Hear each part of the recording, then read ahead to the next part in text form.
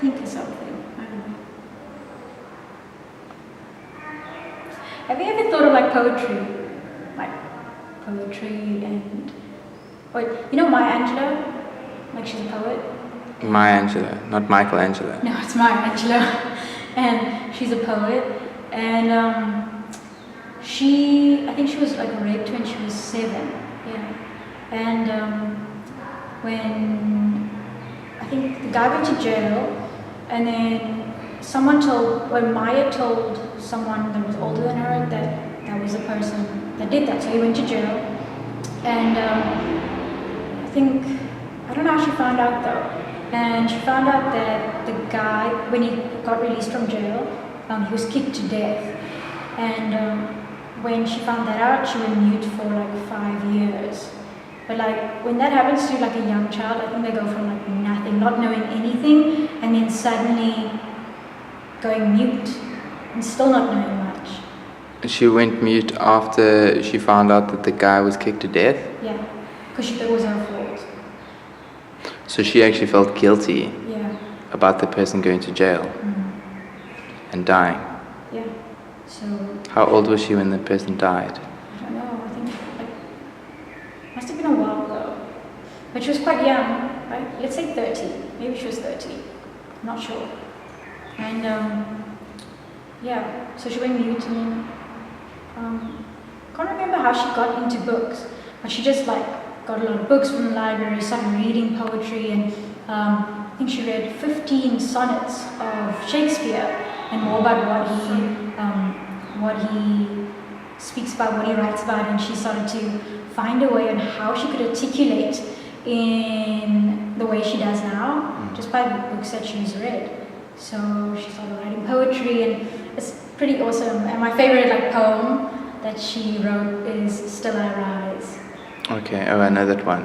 Yeah, it's pretty powerful. So she's South African here, and Still I Rise. Don't we study that at school, high school? We do study it in school, but she's not South African. I think she's American. Oh, okay.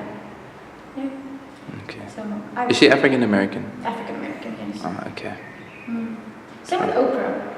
Like you wouldn't think that Oprah would have gone through all of those things, but I think she was like molested by like her cousin, and then when she was up until I think 18, she was molested by her uncle, and I think she didn't tell anyone actually, but so when Oprah, something about like because she was really smart, she read a lot of books as well, and she got into this university, and she started to hang out with a lot of guys and sleeping with a lot of guys. Her mom couldn't control her anymore because her mom worked a lot, and so her mom sent her back to her dad with her stepmom. And when she got there, her dad was like super strict because he was in the army, or he was a Marine or something. And and then they said she had to read a book a day and she would have to finish it and stuff like that. And so her dad actually kind of knew that she might have been pregnant, but she lost that baby. Is this Oprah? Yeah, Oprah. So, but Oprah's pretty cool. It's interesting. And she says out of all the people that she's interviewed in her life, she says the most important thing that everyone really wants, even if they don't say it, is affirmation. Without them even saying it, everyone wants it. And even if they say they don't want it, deep down they do. Yeah. To some extent. Okay. So it's pretty interesting. Do you think successful people who've are successful because they've had a very traumatic past, or do you think it's in spite of it?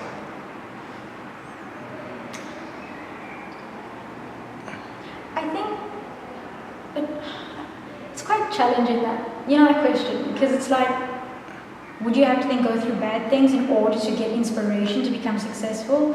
And there's a lot of people that do go through some bad times and they just don't become successful.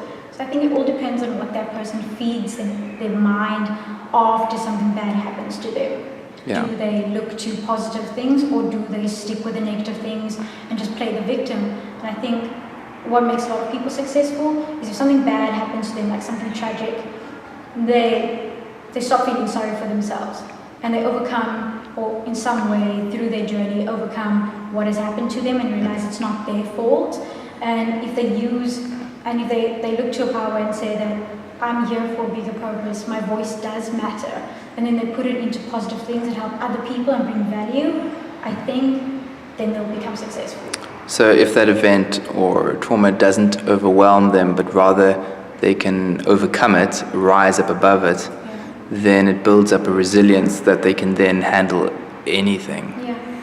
Also, if it's not a pure thought to become, let's say, famous, like everybody pretty much wants to be famous, but not everybody's aspiration is pure. Some people are like, they have intentions that are probably bad, or they want to become successful so they can get rid of, some people in their lives and stuff like that. So the most important thing is that it has to be pure of heart, and your intention has to be pure.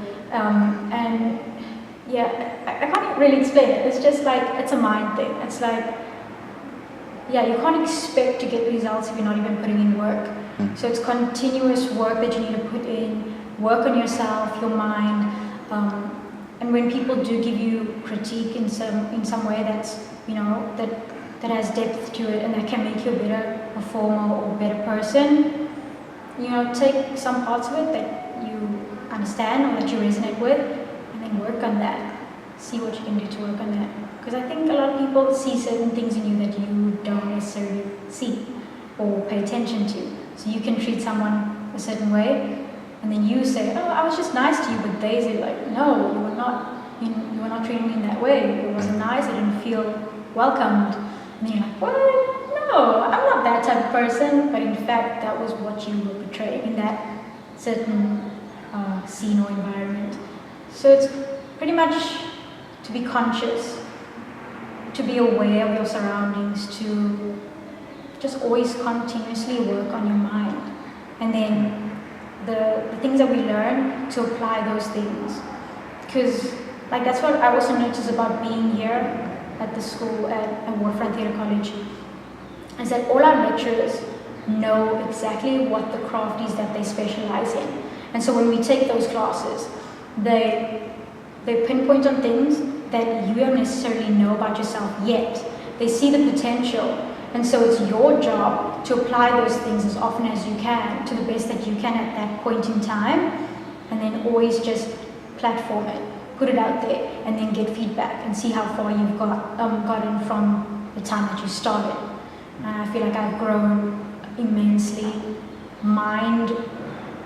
I've grown in my skill, I've grown. So yeah, success, I think it's how you see it as well. You can be married and have a family, and you can think that's also your success, version of success. Or you can have lots of money and a car and girls or whatever, and you can see that as success. So it all depends on you, on what success actually is. What is it to you? To me, I think it's to be happy and to keep doing keep creating and keep, okay, that's probably like 3 things. That's fine. Basically to bring value and to be happy. Bring value to who? To people that need it. Like I always, whenever I put out a video, whenever I put out content, my intention is always to reach that one person, that 1 out of 10 people. For that one person to be like, I'm not alone, I also feel that way, or I also see it that way, I see the world that way. That for me is already success. To get that one person to be like, I see it, they see me, I'm here, so that's pretty interesting. So are you a vlogger? A bit of both. When I started, I was just a vocalist. I write music and then record it, and that was it. And then I realized I have this weird tendency to be super inspirational, so I change, and I'm like, you got this, and everything you think that's gonna bring you down will not. And a few minutes later or a day later, that thing that bothered you is not even gonna matter anymore. So I had this one video I put out, which is called Love Yourself, which is pretty interesting. So I feel like there's someone in this world that needs this message, and I need to put it out there. And it's weird because it's like healing for you as well. So you put out this content, not only for that one person to feel like they are understood, but also for yourself to understand who you are. Yeah, so I put out that I love fitness, mind and body. So I really do like fitness. So it's like fitness, music, what else? Motivational speaking. Yeah, I love books. Books are like super important. I find it's like an interesting tool, but I don't think I've reached that point where I am 100% equipped with being 100% authentic. I'm still on that journey to be 100% myself at all times. So I'm excited for that. So, yeah. Cool.